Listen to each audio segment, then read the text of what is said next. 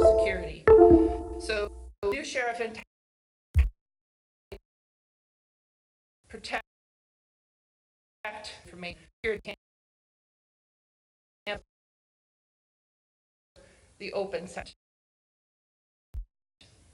In the inset, you'll see a photo. Whenever I plan an event or facilitate a conference, I always plan an excursion. And in the inset, we were in Pittsburgh in the US, and we went to visit Falling Water, the house designed by Frank Lloyd Wright, open section. And on the right is Dr. David Stack from the University of Wisconsin. And I would end up working for Dr. Stack, and Dr. Stack became the vice president. In the inset, you'll see a photo. Whenever I plan an event, again, dedicated to travel and professional development, to engage in discourse where you learn about people from other cultures. Now, these two photos represent the EU, European Union, and US high-performance computing summer schools. The one on the left was in the United States and South Lake Tahoe, and the one on the right was in Italy. And these were just groups of people that security. So the open primary summer school hosted about 60 from roughly 12 to 15 countries. And it was a competitive selection. And on the right is, and each time a call for Dr. David Stack from the University of Wisconsin. I was involved in the review and I would end up working for Dr. Stack. And so my social capital began to grow. And I started to collect social capital of the best and the brightest innovators in the world who hope or actively engage with high-performance computing or hope to in the future. So I've got a lot of to engage in discourse where you learn about people from other cultures over the years. And South Lake Tahoe, my black book is very thick. This is chair for this, and the one on the right was in Italy conference. And these were just groups of people that for the Broader Engagement program. And Broader Engagement is a special pot of money that's set aside to recruit women and minorities, people with disabilities, and other underrepresented groups in the use of high-performance computing. And by underrepresented, that could also include domains that are typically underrepresented.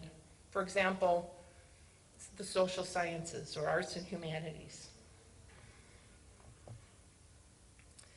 And again, with STEM Track, we designed the Articles of Incorporation and the bylaws to concern early career STEM scholars. The focus group that we hope they will help back home when they pay it forward. Some of the disadvantaged focus groups around the world are the aging workforce. If you look at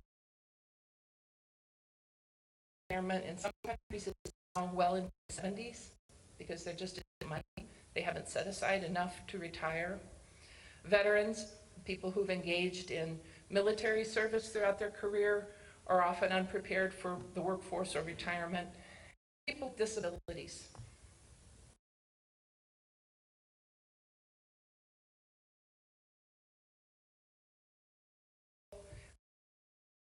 Of course, following the privacy session, I'm out there. I'm all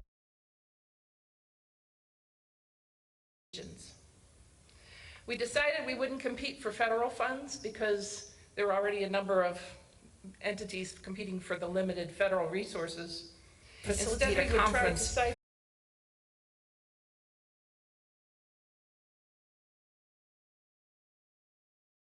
I'm out there. I'm all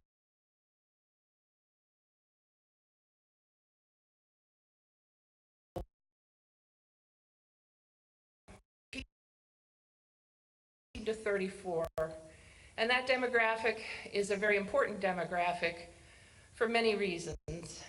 And it's also a slide I'll explain a bit more about Generation Y or millennials, as you may know them by. But they're born between 82 and 98, and if you look at the country of origin and who's interested in STEM Track, and basically, I've fostered the interest through a series of stories and features, and when I go to technical conferences like this one, I watch very closely who takes an interest in this. And it's largely, no surprise there, because that's pretty much the snapshot of HPC. So it's, again, reflecting the high-performance computing industry. But another important group in STEM Trek are the older generation, because those are the people who tend to mentor the younger generation. So you'll notice the infinity sign on our logo. Again, that's symbiotic.